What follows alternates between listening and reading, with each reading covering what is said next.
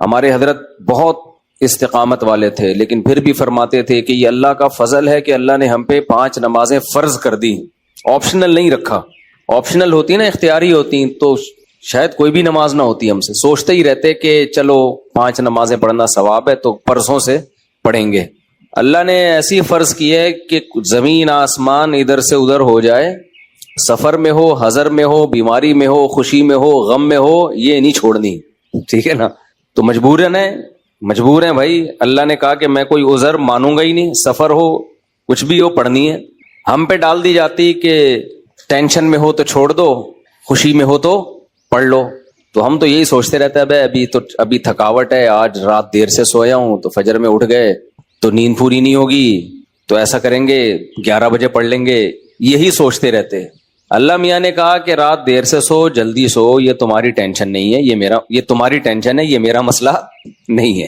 میں نے کہہ دیا ہے فجر کا مطلب فجر ہے، ظہر کا مطلب ظہر ہے، عصر کا مطلب عصر ہے۔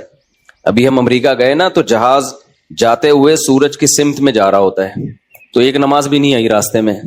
ہم نے ظہر پڑھ تو لی، لیکن نہیں بھی پڑھتے تو امریکہ پہنچ کے بھی مل جاتی، کیونکہ سورج کے ساتھ ساتھ چل رہے ہیں۔ واپسی پہ مخالف آ رہے ہیں تو ٹھکا ٹھک نمازیں آ رہی ہیں۔ اب جب ٹھکا ٹھک نماز آ رہی ہے، ایک نماز کا ٹائم، فوراً دوسری نماز، فوراً تیسری نماز، فوراً چوتھی نماز، فوراً 5ویں نماز۔ اور اللہ نے فرض نماز میں کہا ہے کہ کھڑے ہو کے پڑھو، قبلے کی طرف پڑھو۔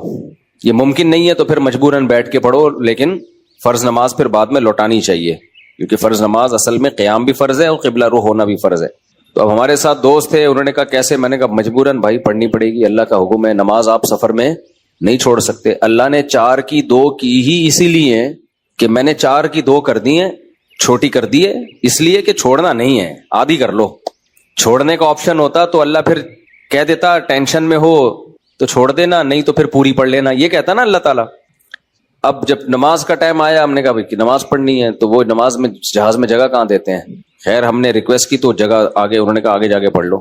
تو ہم نے کیا کیا، ہم نے کہا بھائی آج کل ایک ایپ آ رہی ہے جو لوگ جہازوں میں سفر کرتے ہیں، اس کا نام ہے حلال فری کر کے کچھ ہے، نام بھول گیا میں، بڑا زبردست نام ہے، آپ لوگ نوٹ کر لیں، وہ کبھی جہاز میں سفر ہو نا، حلال ٹرپ، یہ ایپ ڈاؤن لوڈ کر لیں اپنے موبائل میں۔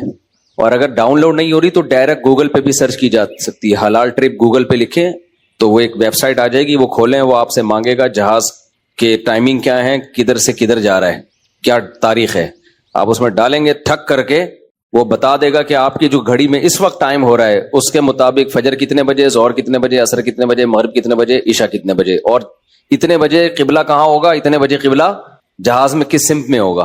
تو بڑی خاندانی ایپلیکیشن ہے۔